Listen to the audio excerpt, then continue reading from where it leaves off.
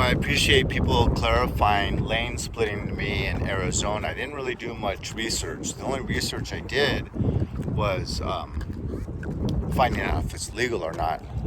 And I was looking mainly for in-town reasons. So, people have clarified you can't do it over 45 miles an hour and you can't be going more than 15 miles an hour.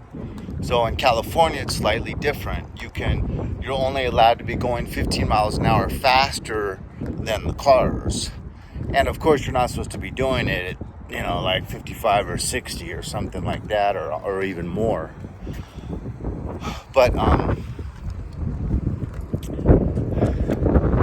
and no filtering, but mainly when I was doing it, it was mainly in Tucson and approaching Phoenix where I had the most problems, because approaching Phoenix, 30 minutes southeast of Phoenix, there was 2 car accidents and it caused bad traffic, where most of the time the people were going like 5 or 10 miles an hour, and I was only really going 5 miles an hour, maybe 10 at times, faster than the flow of traffic. And a lot of times the cars were completely stopped dead, and I was going through like 5 miles an hour. I'm an old man. I'm not out there revving my Harley engine and flying down the lane, at 35 while they're sitting still. No, I'm a safe driver. I've been riding, or safe rider. I've been riding 41 years, and I've had 3 accidents. Haven't had any accidents in the last 24 years, and I'm not looking to have one ever again. So, no, I'm not crazy out there. But there's 2 things I want to note though, because even here in this fairly liberal town of Flagstaff where I live, I've almost stopped splitting lanes approaching a red light because I get so much hatred. Horns honking, and then like when the light turns green, them racing me and like trying to come up over next to me and kind of get too close for no apparent reason at all. So, oh man, the amount of vileness just for literally 5 miles an hour driving down the center lane while they're stopped dead at a red light. So, I think the liberal, I study the Bible a lot, and everything to me comes down to like biblical terms. They're lawless in liberal cities like Tucson and Phoenix because they've seen everyone getting away with everything for so long. And when I was in Los Angeles, I called 3 times 911 within the last 2 years I lived there, and they just put me on hold, and I'd wait 20 minutes and before I'd just hang up. So they weren't even answering 911 calls. And before I moved out of Los Angeles 3 years ago, the highway, I wake up early, and sometimes I'd find myself in the highway at 6 a.m. and it was like the wild, wild west. I'd be white knuckling it with cars zipping past me at 95, 100 miles an hour, crossing all 4 lanes, driving like that, 100 miles an hour, just crisscrossing the whole highway to 100 miles an hour. And you're in the carpool lane or the fast lane, just literally praying that you survive. That's how lawless it became in Los Angeles. And so,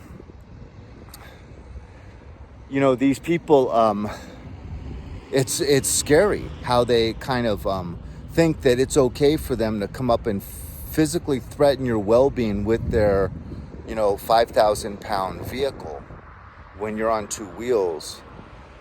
And how much lack of understanding. Like, I don't think the average car driver that honked at me or tried to close the lane on me yesterday, riding on this 2-lane Interstate 10 highway, how much of them knew all these specifics about he's not allowed to go faster than 45, and I usually wasn't going faster than 45.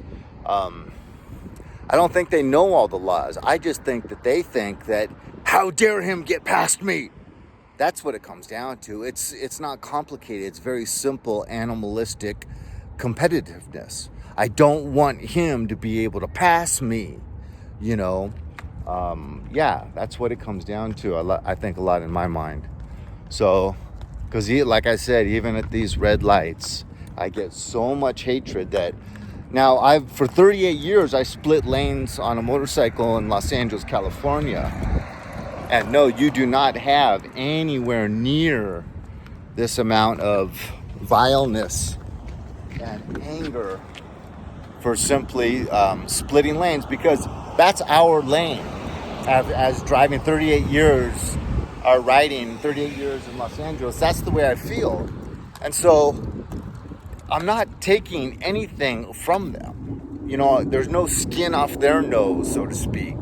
You know, you're literally in your lane, they're in their lane. Yes, you might pass them, but how is that inconveniencing them? Especially if you're staying on the line.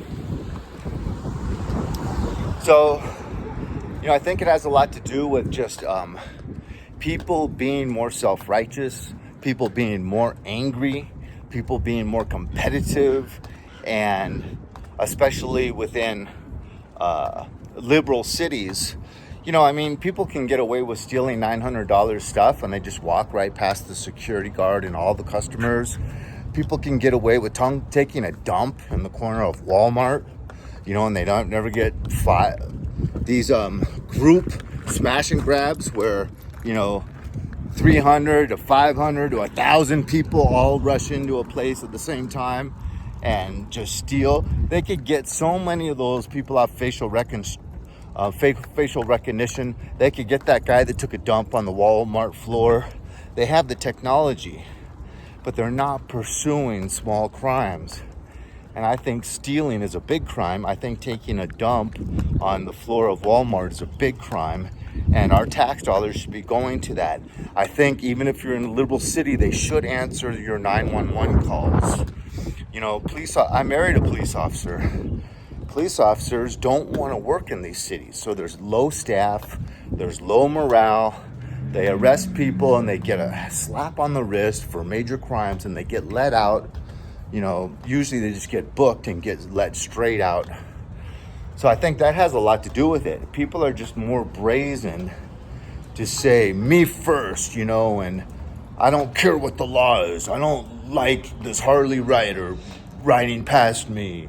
I'm going to close the lane on him. So that's my 2 cents.